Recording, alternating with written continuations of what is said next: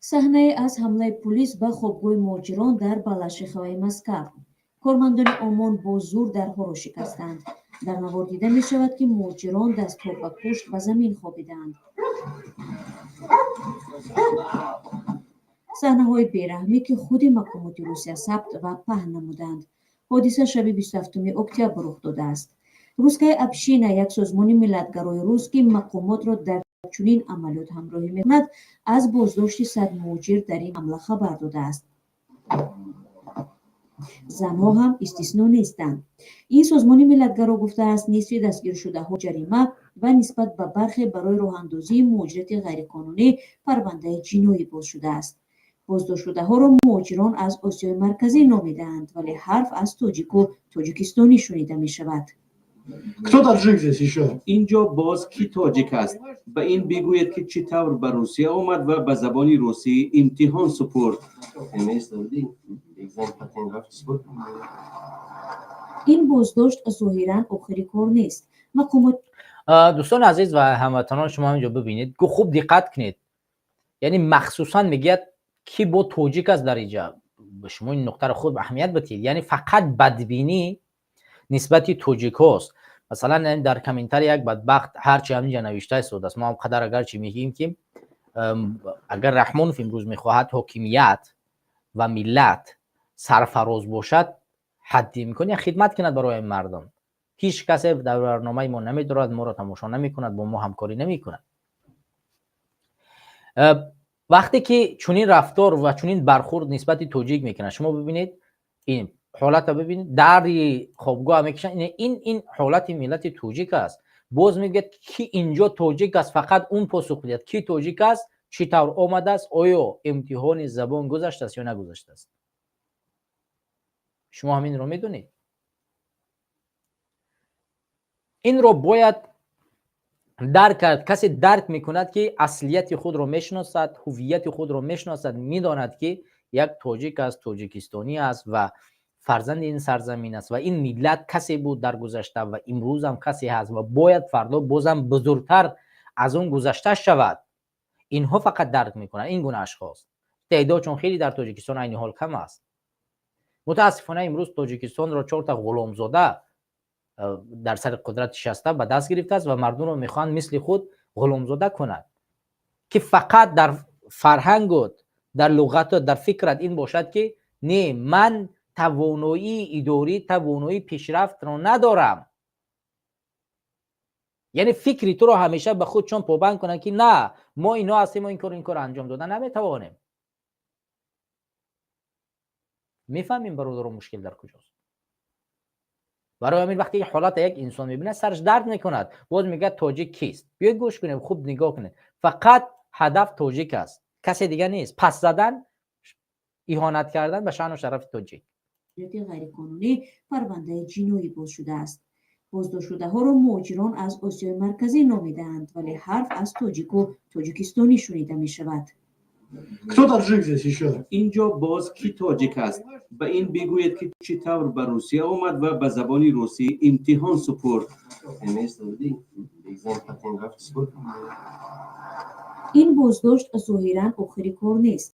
مقامات روس خبر دادند که روز 28 اکتبر باز 150 مهاجر را در بالاشیخ دستگیر کردند و برخی را برای سفربری به ارتش در کمیساریات حربی ثبت نام نمودند.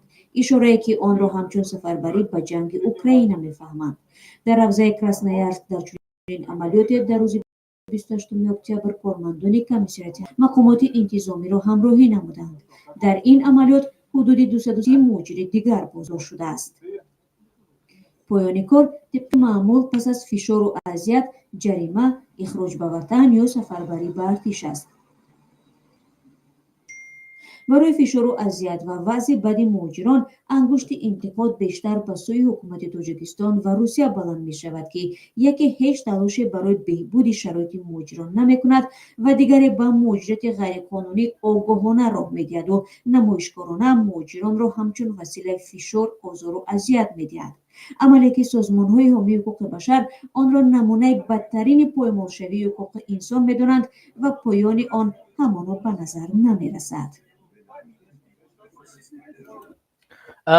دوستان عزیز و هموطنان، همینجا یک نقطه دیگر ما در اینجا ذکر کنم که همین مردای روستابو را در اینجا میبینید. اینجا فقط توجیک توقع نیستند، اینجا روسو هم هستند.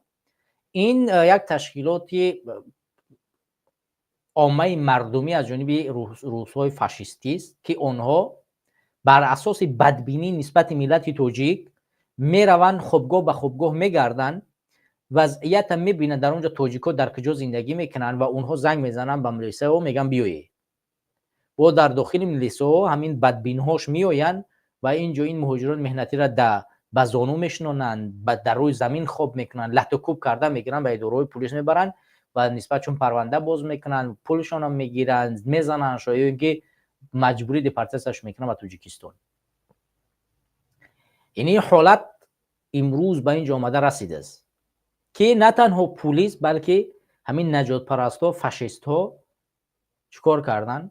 میآیند و این کارا رو میکنن، در حالی که روس ها ادعاها میکنن که ما فاشیست های آلمانی را از بین بردیم و به قتل رسانیدیم، گرمانیا را از نجات پرستا چیکار کردیم؟ از نازی ها نجات دادیم. وقتی شما گرمانیا را از نازی ها نجات دادید، چگونه چنین نازی و نجات پرستا در کشور شما پیدا شده است؟ آخه این گونه کار که نمی شود. حاکمیت توانایی گفتگو را ندارد. این اینجا شما میبینید این قدر تلاش کرد ولی تلاش بی نتیجه. بازم فشار، شکنجه، تهدید، پس زدن، دیپارتیسه کردن و دهها کارهای دیگر نسبت توجیک، فساد گرفتن.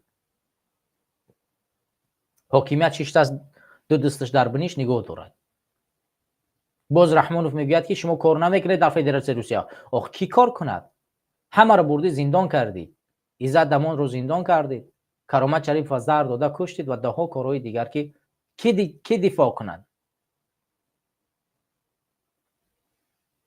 اسد